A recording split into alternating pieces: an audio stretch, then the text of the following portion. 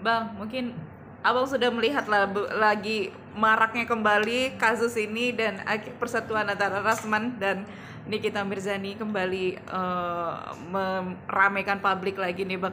Nah kemarin kan itu terjadi juga pemukulan yang dilakukan Nikita Mirzani kepada Rasman di Polres Jakarta Selatan ya. Bang bisa melihatnya seperti apa Bang? Jadi gini, yang saya lihat kan Bang Rasman ada sedikit luka ya. Saya juga curiga luka dipaksakan atau luka memang kena pukul, ya kan? Saya kalau melihat wanita cantik kalau pukul nggak mungkin luka lah, ya kan? Apalagi ini kita punya pukulan nggak begitu berat. Cuma gini, apapun langkah dari Nikita, bagi saya itu ada benarnya. Soal langkah pemukulan bukan, tetapi langkah amarah. Karena itu seorang ibu, ya. Siapapun dia di Indonesia ini kalau anaknya dibawa, diatur-atur, meninggalkan ibunya pasti dia marah, ya. Apakah Niki bisa nggak melaporkan? Contoh anak dibawa umur ya, contoh ya.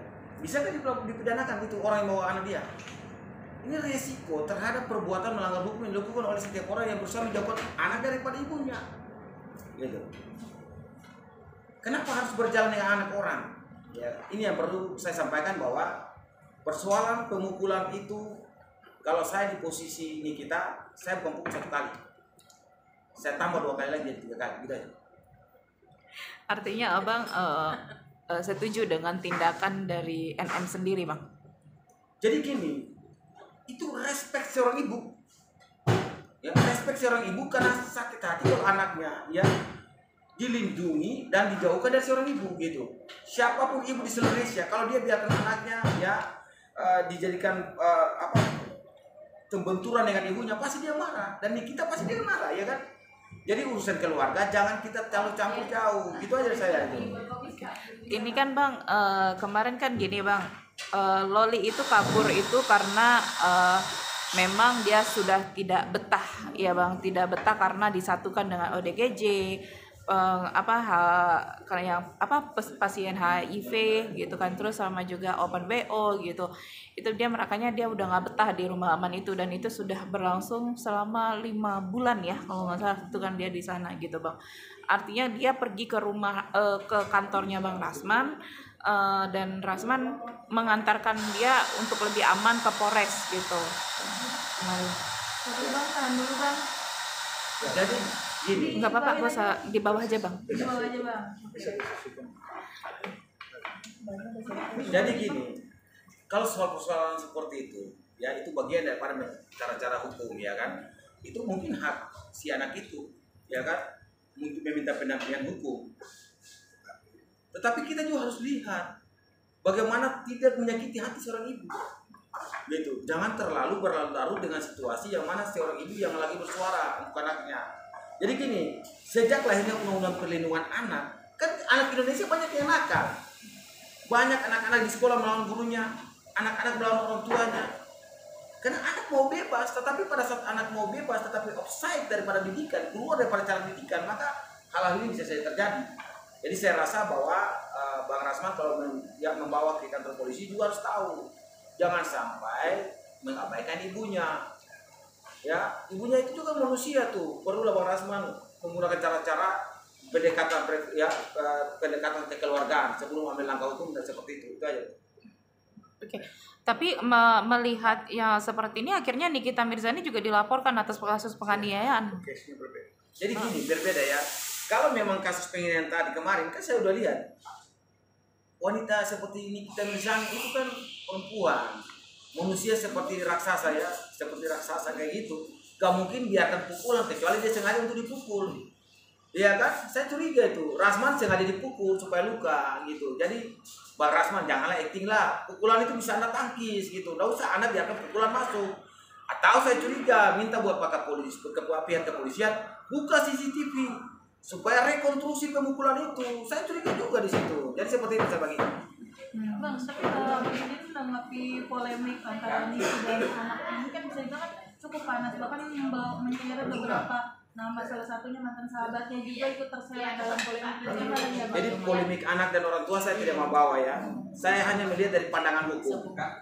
Sebagai praktisi hukum saya menyampaikan pesan-pesan moral supaya kita para pengacara itu kalau dalam hal pendampingan hukum kita lihat risiko hukum. Saya mau kasih tahu kasus anak itu kasus pengadilan terbuka atau tertutup? Kan pengadilan tertutup. sebelum melangkah ke pengadilan tertutup, arahkan anak ke mana? Pekerja sosial, kemudian lembaga-lembaga perlindungan anak. Itu begitu, Bu. Jangan apa-apa langsung ke polisi. Ya, ada lembaga perlindungan anak perempuan, langkah-langkah itu jalan dulu lah, mekanisme itu. Kalau memang langkah itu sudah jalan, lalu kita dalam ini sebagai seorang ibu dipanggil, bisa aja dua sisi dilihat, ya kan? Sisi pertama anak, sisi kedua ibu. Jangan ambil satu sisi aja. Jadi saya rasa bahwa langkah yang tepat adalah menggunakan pihak lain ya. Kalau konflik antara anak dan orang tua melibatkan pihak lain, saya tidak bisa berkomentar panjang. Tetapi apapun itu, ada lembaga perlindungan anak, ada ya lembaga kesehatan sosial dan lain. Ya itu harus dilibatkan, jangan ke polisi itu aja. Bang Nyoman gimana Bang? Ya, menarik ya. Ini kan semacam film bersambung ya. Ya, ada dua aspek yang saya mau paparkan di sini. Yang pertama, anak Loli ya masih di bawah umur.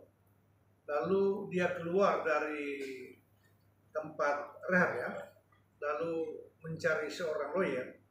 Wajib hukumnya lawyer itu menghubungi ibunya. Wajib hukumnya lawyer itu menghubungi ibunya. Kenapa? Berdasarkan undang-undang KPAI, anak di bawah umur masih dalam pengawasan ibu dan ayahnya. Pertanggungjawaban terhadap anak itu adalah orang tuanya. Maka ketika seorang Rasman atas nama seorang lawyer lalu membawa anak itu ke tempat lain dan tidak menghubungi orang tuanya, maka itu adalah tindakan yang sangat keliru.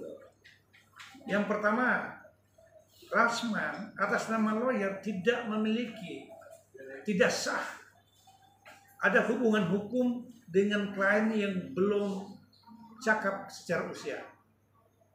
Tidak bisa terjadi kontraktual atas nama kepentingan Loli. Loli, dia bisa menggunakan haknya sebagai anak datang ke KPAI. Itu adalah tindakan yang tepat.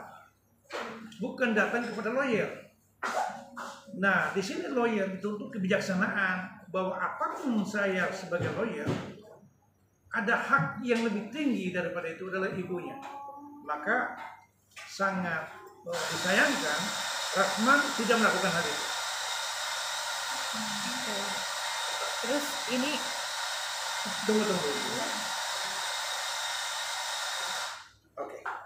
Terus ini kan kemarin juga Rasman mengatakan bahwasanya Loli itu minta diadopsi oleh Rasman. Dan ketika ditanya oleh Nikita Mirzani, awak media menanya sama Nikita, silakan, dia sepertinya sudah mengikhlaskan anaknya sendiri. Dari menurut pandangan abang sendiri seperti apa nih Bang? Itu tindakan yang ilegal ya. Pelaksanaan tata cara adopsi itu harus ada persetujuan ibu kandung, bukan kemauan anak. Saya juga hari ini boleh diminta adopsi menjadi anak seorang presiden, tidak bisa. Karena mekanisme adopsi anak itu adalah persetujuan dari ibu kandung. Penetapan melalui pengadilan. Kan begitu. Jadi janganlah seolah-olah kita mampu lalu kita bisa mengadopsikan orang. Sementara anak itu ya bukan anak yang terlantar. Orang tuanya masih mampu untuk membekali hidupnya. Secara ekonomis dia masih cakap untuk memelihara anaknya. Jadi jangan over lah ya. Seolah-olah kita mampu lalu kita mengklaim kita diadopsi. Nah, pernyataan Loli itu siapa yang dengar? Bahwa dia meminta diadopsi kepada Rasman. Itu dari pihak hukumnya Rasman. Wah, itu kan subjektivitas. Kita harus melihat, menggali pernyataan dari Loli itu sendiri. Yang kedua, pernyataan itu harus menggali motif. Apakah benar Loli itu meminta supaya diadopsikan kepada Rasman? Ataukah memang ini pernyataan yang belum bisa dipertanggungjawabkan secara saya masih meragukan. Artinya walaupun Nikita Mirzani mengatakan ya udah silakan ambil aja, itu belum bisa memperkuat. Ya, artinya kita tahu bahwa tanpa ada persetujuan ini tidak bisa. Kan mekanisme itu mengajukan permohonan penetapan di pengadilan. Kalau umpamanya keberatan tidak mungkin akan terjadi. Karena anak itu apapun, satu yang tidak bisa dibantah bahwa dia lahir dari seorang ibu. Kalau soal ayahnya itu bukan persoalan itu belum. Oke. Ada yang mau tambahin, Bang? Ya cukup tambahan dari saya. Ya bagi saya ini unik kasusnya. Kenapa? Anak di bawah umur dilarikan ke polisi, aturannya ke PAI. Sementara anak di bawah umur itu kembali ke hukumnya, itu masih di bawah pengampuan. Pengampuannya mana? Pengampuan seorang ibu, orang tua, wali. Itu sebenarnya. Kenapa dilarikan ke polisi? Harusnya ke PAI, perlindungan anak. Dan anak ini melaporkan ke pengacara, Bang Rasman. Bang Rasman harusnya laporkan ke PAI, Bang. Kenapa harus ke polisi? Anak-anak di bawah polisi itu mentalnya udah kena gitu, moralnya semuanya gitu. Apalagi anak ini mau diadopsi sama Bang Rasman, itu harus seizin dengan orang tuanya dulu. Kembali ke cakap hukum atau tidak cakap hukum ini loh sebenarnya. Oke, saya pesan buat Mbak Nikita. Mbak Nikita, Anda usah takut badan besar itu tidak menentukan dia benar. Itu aja. Kalau mau memperjuangkan anak, perjuangkan aja Mbak. Ada kita di belakang. Kita aja saya. Oke.